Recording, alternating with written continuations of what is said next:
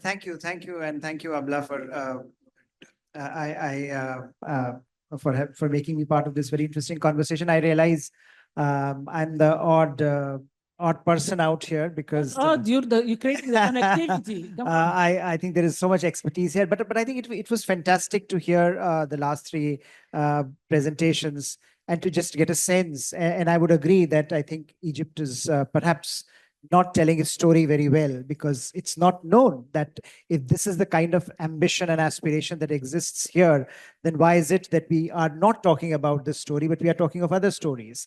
And I think in some ways, this the whole argument coalesces around one fundamental change that we have witnessed over the last few years, and that is in some ways coming together of very disparate geographies.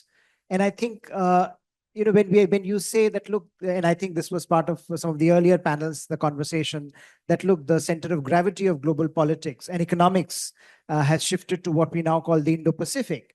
I think it requires you to think of the global landscape in a slightly different order than perhaps we are used to. And this melding and merging of geographies that started perhaps with the rise of China, and how China then coalesced it created this one belt and one road with all the challenges. I think it speaks about this new aspiration to link these disparate geographies. And I think a lot of what has happened in the last few years, and in the context of India trying to position itself as at the heart of that conversation, that India is the country that perhaps brings together Indian Ocean and Pacific Oceans together. And India's definition of Indo-Pacific is very expansive, from the eastern coast of Africa to all the way to Oceania. And that's a wide expanse. And I think all that was, propositioned here in the last few minutes was an argument as how can we link these disparate geographies together, because that's where the next stage of globalization is going. And that's where, in some ways, the fundamental vulnerability of the first phase of globalization revealed, that you have massive geographies which were not part of that globalization 1.2. So you really were not part of that conversation altogether.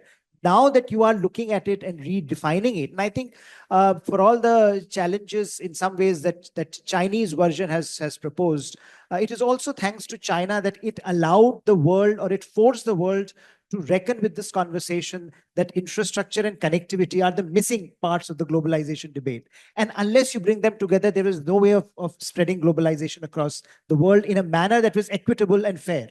And I think that conversation that started, I think, has now moved to a point where we are looking at these multiple, corridors and what they can do to individual countries like India and Egypt, but also to massive geographies like Indo-Pacific and, of course, Atlantic and the Mediterranean. In some ways, Egypt sits at the heart of that geography as well. So I think, what perhaps looking at it from the Indo-Pacific comes across is that we have now had lots of debates on One Belt, One Road, BRI. We have lots of conversations on some of these other propositions that were mentioned. INSTC, we have been talking about it for decades now. It has not moved. So I think it's also something that we need to consider, that a lot of these projects, a lot of these debates have been with us for so long that we forget how difficult it is at times to operationalize these ideas on the ground.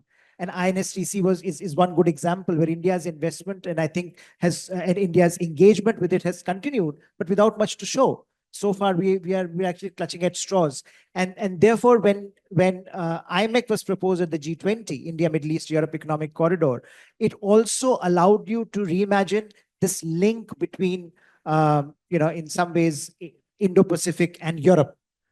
Now, for the last over 150 years, it was Egypt that has been at the heart of linking Asia and Europe, and now suddenly the world was reimagining something different because of certain things, political possibilities that existed at that point, not now, but then. So now, and I think not having Egypt as part of that conversation was perhaps a drawback. Now, I think when you look at that and how the challenges that continue to feed into that the IMX prospect today allow you to also think of Egypt's positioning in this connectivity belt altogether differently. And I think some of the ideas that the Golden Corridor, perhaps very ambitious, but also strikingly in some ways devoid of some of the geopolitics that consumes many of these corridors. And one has to take into account the reality of geo-economic contestation between two big powers that is going on. You have to acknowledge the fact that all kinds of connectivity, whether it is digital, whether it is transport, whether it is basic multimodal, or whether it is economic, that is now contingent on how geopolitically aligned we are as a group. And I don't think at this point the big powers are geopolitically aligned. So in some ways, the pressure on countries like India and on Egypt would be: are we being forced to choose between the two? And I think that's a very, very, very important point from India's point of view. If you go back to the Indo-Egyptian history of non-alignment, it was about creating that space for making choices, that we don't want to be told by others what to do. The whole idea was, let's have our own space, and within that space, we should have the strategic autonomy to decide where we want to go. And I do think that India and Egypt, and nations like India and Egypt perhaps, are well positioned to devise that debate, even in this space, where increasingly, and if we are pragmatic, then I think we are honest, we have to acknowledge that this pressure would come to us.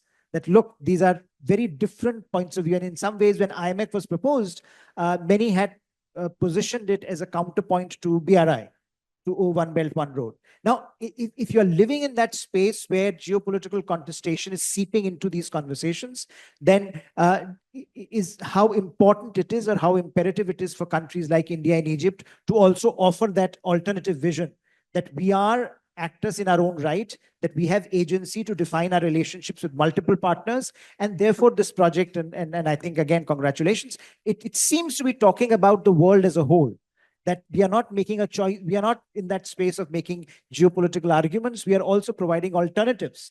And I think increasingly resilience is what we are talking about. And this offers a good argument for resilience in the global economy. So thank you. No, I think certainly green hydrogen is something that Indian investors are looking very carefully. And we have had, I think, initial discussions both as part of even IMEC on green hydrogen, because it had you had multiple digital green hydrogen, multimodal connectivity, as well as undersea cables. So there is a lot there to unpack. So competition, I think, but that in any case geopolitically is constrained at the moment. But this looks much more promising. See, I think India does not support One Belt, One Road. India has problems with One Belt, One Road because it passes through what India considers its own territory in Pakistan. So India was the first country to say we are not going to be part of One Belt, One Road. So if that is the question, then it's very transparent that we are not part of One Belt, One Road at all.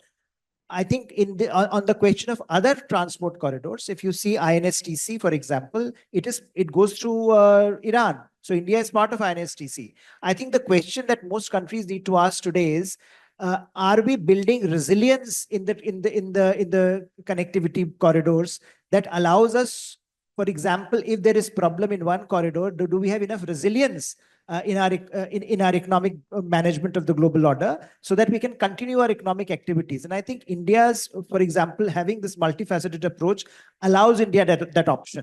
Now, whether Egypt being part of IMEC or not, I think that's a much broader conversation given the broad stakeholders around the table. But I don't think, despite America or Saudi Arabia or UAE being part of IMEC, it means that they have cut off their relationship with Egypt. Egypt continues to be a partner of all of these countries. Similarly, India and Egypt continue to be partners. I don't think, from India's vantage point, the idea was to keep Egypt aside. I think the question was, does this corridor give us something as an alternative to what we already have? And I think in this sense, Suez Canal and IMEC became the two mechanisms for operating in the larger global trading regime. So I don't think that from India's vantage point, it was a question of this or the other.